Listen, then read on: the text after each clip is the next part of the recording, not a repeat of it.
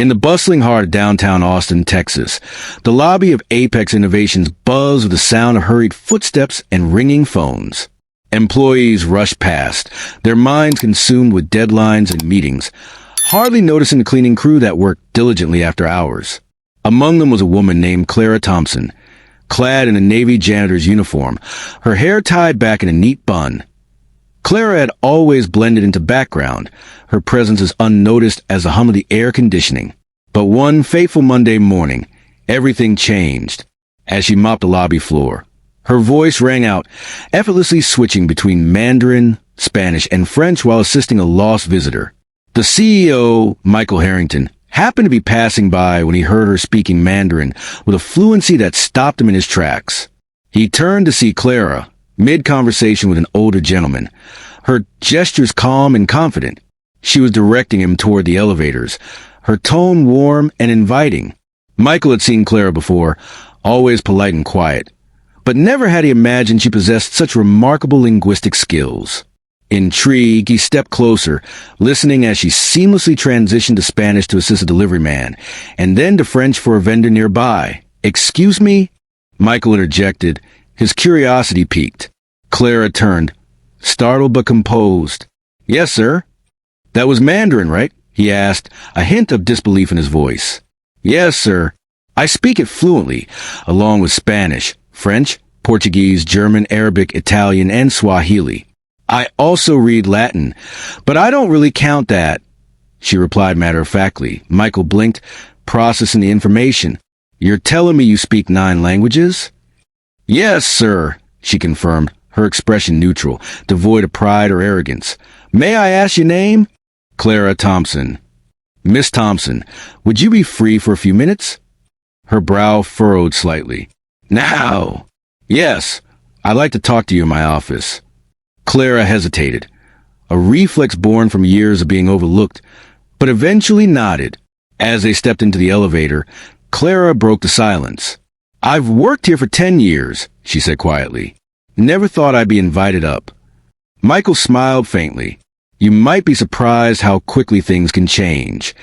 When they reached his office, Clara stepped inside, taking a large world map adorned with colored pins, the espresso machine, and the framed photos of Michael's family. "Clara, I'll be honest. I didn't expect to have this conversation today," he began, leaning forward.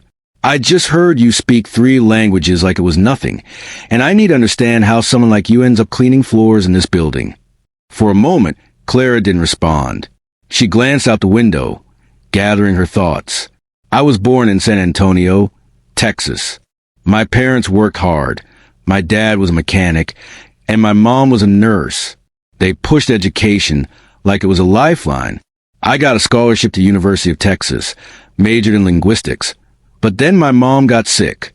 I came home to take care of her, and then my dad passed away 6 months later. Everything fell apart after that." She paused, her eyes reflecting the weight of her memories. "I had a baby, no money, and no partner. I took whatever jobs I could find, grocery stores, nursing homes, temp work. Eventually, a supervisor here offered me night hours, would allow me to pick up my daughter from school and pay the bills. That's how I ended up here."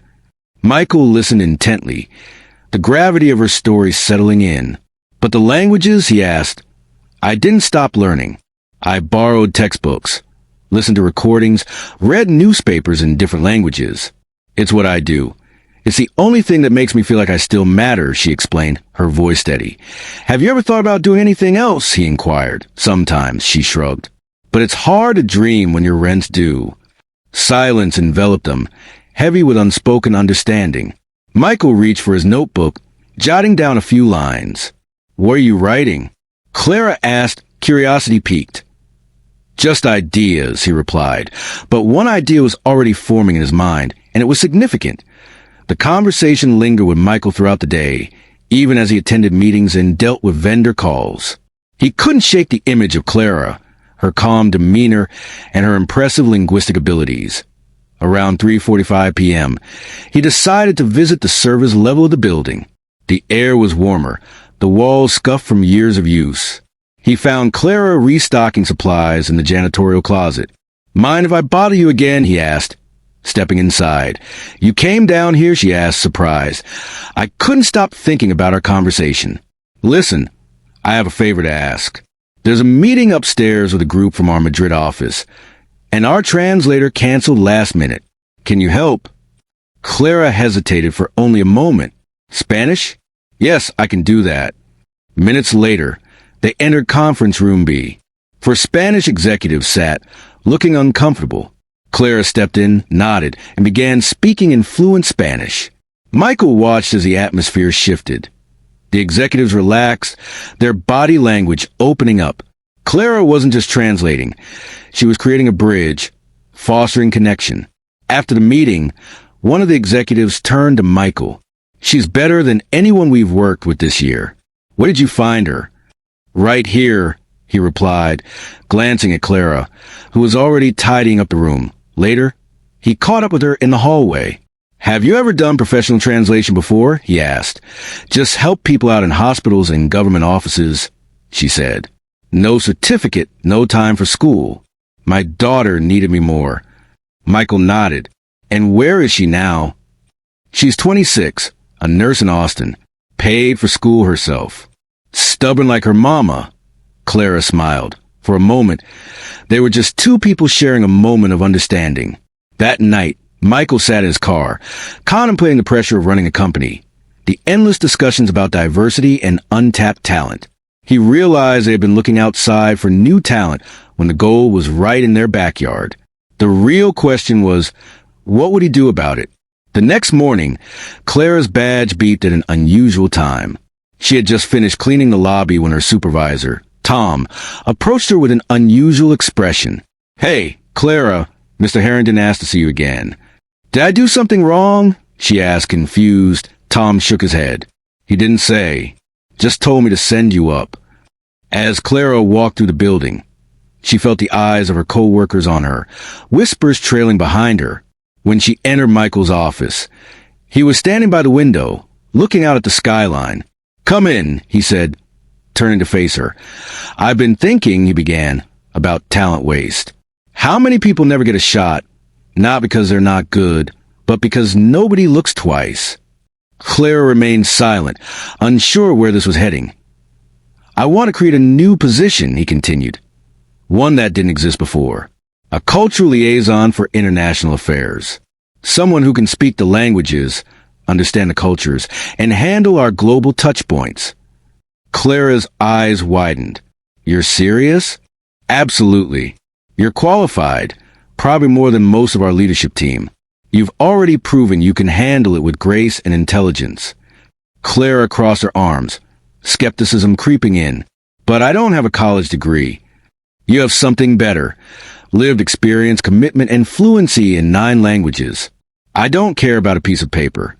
She shifted her weight, still unsure. "Why me?" "Because I watched you solve 3 problems in 3 languages before 9 a.m. yesterday. I'm tired of walking past people like you, doing twice the work for half the credit." Clara took a deep breath. "I've never had an office job." "You'll learn fast." "I don't have a wardrobe for this kind of thing. I'll have HR send a clothing stipend." Clara chuckled dryly. "You thought of everything, huh?" "I'm trying," he replied, a smile breaking through. After a long pause, Clara asked, "What about my shift downstairs? Who replaces me?" Michael smiled. "We'll find someone, but no one can replace you." They shared a moment of understanding, and Clara finally nodded. "All right then. Let's see what I can do." As they shook hands, it felt like history was being rewritten. But neither of them anticipated the reaction from the rest of the company. BY Wednesday, news of Clara's promotion had spread like wildfire. Whispers filled the hallways, some congratulatory, others laced with skepticism. She was just cleaning floors last week. One employee scoffed. What does she know about international affairs? But Clara remained undeterred.